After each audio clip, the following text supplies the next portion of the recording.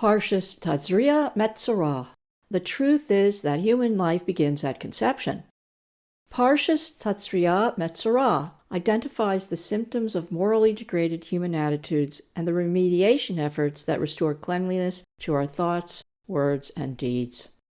We have a double Torah portion this week, Tazria, Vayikra Leviticus 12:1 to 13:59, and Metzora, Vayikra Leviticus 14:1 to 15:33. Both portions cover the physical and metaphysical aspects of impurity in human beings and how to remedy it. The physical symptom is a skin disease or household blight.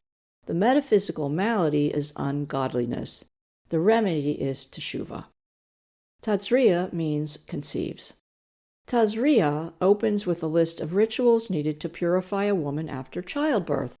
Tazria means conceives, or she will cause to grow the child in her womb, alluding to the divine blueprint of life responsible for creating a human being from conception.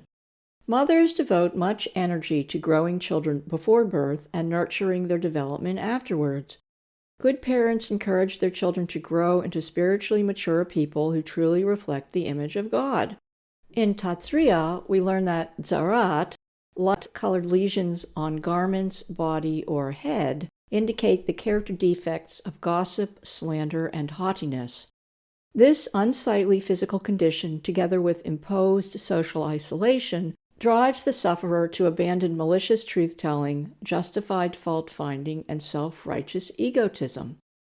The process can ultimately produce a reformed individual who stays focused on self-improvement rather than pointing out the flaws in other people. This is teshuvah in action, a daily effort to restore a close relationship with God by living life to serve God and others rather than by the former self-satisfying method. The rejected Metzora.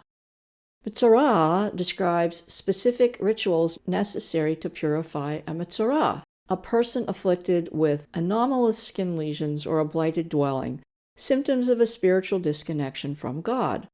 Purification is the prerequisite for reinstatement back into community or back into the house. The portion concludes detailing gender-related impurities and various cleansing remedies for each.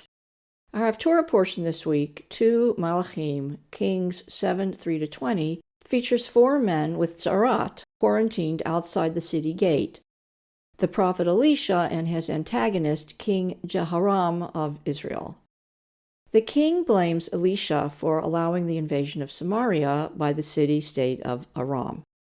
Famine now poses an existential threat to Israel's future. The king wants to execute Elisha, who predicts a return to pre-war borders and abundant food supplies the very next day. Driven by hunger, the 4 men go to the enemy camp to beg for food and discover the army has fled the area after God afflicts them with terrifying delusions of imminent destruction. They leave behind lots of provisions. The men alert the gatekeeper informs the king tells the people. Everybody enjoys a good meal and return to normalcy. Elisha's fantastic prediction comes true.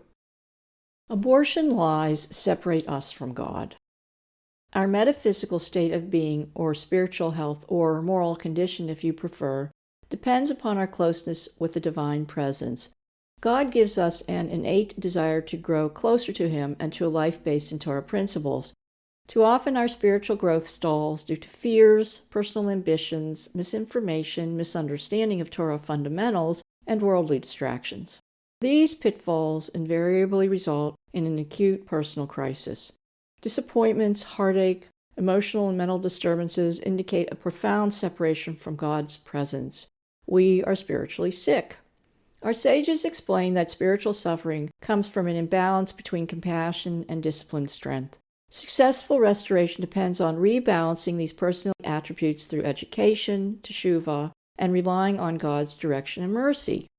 Judaism sanctifies all human life from conception, so it is imperative to balance compassion for a vulnerable mother with the strength of character it takes to include the baby's well-being and a father's obligations in the remedy for the problem she faces.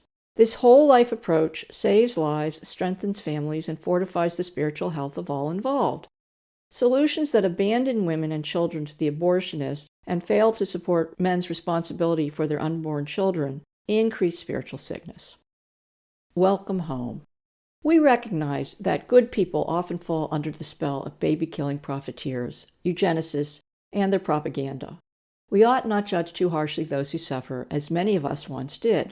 Tolerance, truth, empathy, and urgency inform our efforts to educate our family and friends about why and how we can save innocent lives and heal suffering souls through Tikvat Rachel, our teshuva-based program for Jewish women and men who suffer after abortion. We wholeheartedly welcome those restored to sanity and moral health into our pro-life family. The mouth of the righteous is a fountain of life, but lawlessness covers the mouth of the wicked. Proverbs 10:11.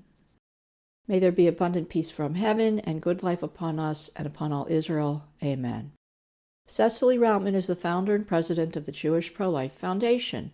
She opposes abortion homicide in general and among Jews in particular, and laments secular policymaking in Israel that results in loss of Jewish life and delays the Messianic redemption.